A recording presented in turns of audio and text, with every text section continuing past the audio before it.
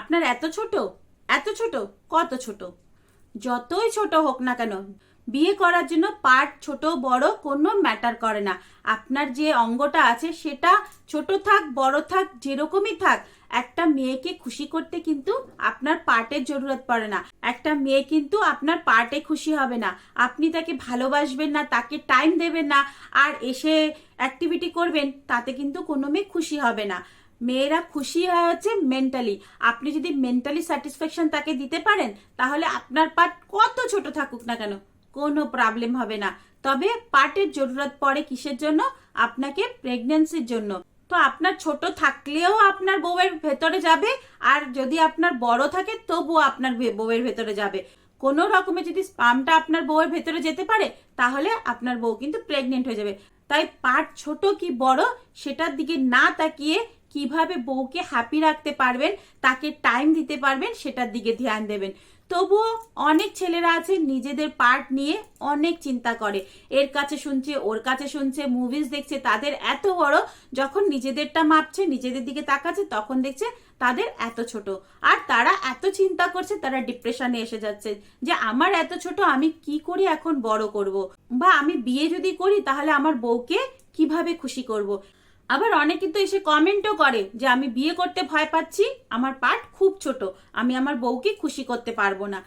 খুশি করতে গেলে পার্টের কোনো জরুরত নেই। তবুও বলছি, আপনি যদি ভাবেন যে আপনার পার্টনারকে শুধুমাত্র উপর থেকে, যেমন আপনার পার্টনার শুয়ে আছে আপনি উপর থেকে করছেন, এইভাবে যদি করেন, তাহলে কোমরের নিচে একটা পিলো দিয়ে রাখবেন, তাহলে যে কোমরের পোর্শনটা আছে সেটা একটু উপর দিকে চলে আসবে। আর মেয়েদের যে নার্ভের এন্ডিং এর এরিয়াটা আছে, যেখানে দানাটা আছে, সেই জায়গাটা কিন্তু আপনার যে পিন আছে তার কাছে চলে আসবে। তো আপনার পিন যদি কোনো রকমে ওই জায়গাটায় ধাক্কা দিতে পারে, ওই জায়গাটা স্টিমুলেট করতে পারে, তাহলে আপনার পার্টনার কিন্তু পুরোপুরিভাবে স্যাটিসফাইড হয়ে যাবে। এছাড়াও যাদের ছোট থাকে তারা কিন্তু পেছন থেকে যদি করে, তাহলেও কিন্তু পার্টনার অনেক বেশি খুশি হয়। কেন? পেছন দিয়ে একদম ডাইরেক্ট ছাদবালা এরিয়াতে লাগে, সেটাতেও কিন্তু যে নার্ভের এন্ডিং এর এরিয়াটা আছে সেখানে স্টিমুলেট হয়, সেখানে ঘর্ষণ হয়।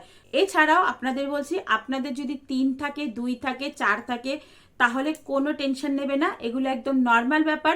যদি আপনাদের 1.5-এর থেকেও কম থাকে বা 1 থাকে, এগুলো কিন্তু একদমই ছোট, মাইক্রো।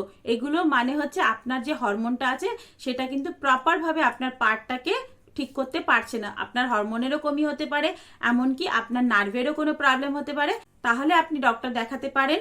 এটা এটা বড় করার জন্য কিছু ট্রিটমেন্ট আছে, পিশট থেরাপি আছে, ট্রাকশন থেরাপি আছে, এছাড়াও ইমপ্ল্যান্ট করা যাচ্ছে। তো আপনারা কিন্তু ডক্টর দেখাতে পারেন। তো যাদের ছোট আছে তারা কিন্তু চিন্তা করবেন না, আপনাদের পার্টনাররাও খুশি হবে। এখন আমি বলে দিলাম কত ছোট হলে আপনাদের টেনশন আছে, কত ছোট হলে আপনাদের ডক্টর দেখাতে হবে, আর কত ছোট হলে আপনাদের কোনো টেনশন নেই। আর ছোটরা কিভাবে কিভাবে আপনাদের মিসেসকে খুশি করবেন। হ্যাঁ, আর একটা কথা, ছোট হোক কি বড় হোক, মেয়েরা কিন্তু আউটারে বেশি খুশি হয়, যেটা হচ্ছে আউট প্লে, মানে এ ভেতরের প্লে না, বাইরের যে খেলাটা থাকে, যেটার মধ্যে হাত ইউজ করতে হয়, টাং ইউজ করতে হয়, যেটা বাইরের খেলা থাকে, এটাতে কিন্তু বেশি খুশি হয়। আপনি যদি আপনার পার্টনারকে একবার বুঝে যান যে আপনার পার্টনার বাইরেরটাতে বেশি খুশি হচ্ছে না ভেতরেরটাতে খুশি হচ্ছে, তাহলে কিন্তু নো টেনশন। যদি কোনো মেয়ে বাইরের থেকে খুশি হয়, তাহলে আপনি যতই করুন না কেন, তাতে কিন্তু সে স্যাটিসফাইড হবে না, আপনি যতক্ষণ না বাইরের খেলাটা পুরোভাবে করছেন।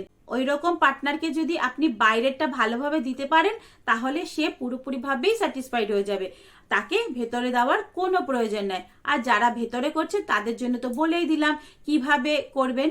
বন্ধুরা, আজকের ইনফরমেশনটা এতটুকুই। যদি ভালো লেগে থাকে তাহলে একটু লাইক কমেন্ট করে দেবেন, আর এরকম দারুণ দারুণ ইনফরমেশনের জন্য আপনারা কিন্তু আমার চ্যানেলটিকে সাবস্ক্রাইব করে দেবেন।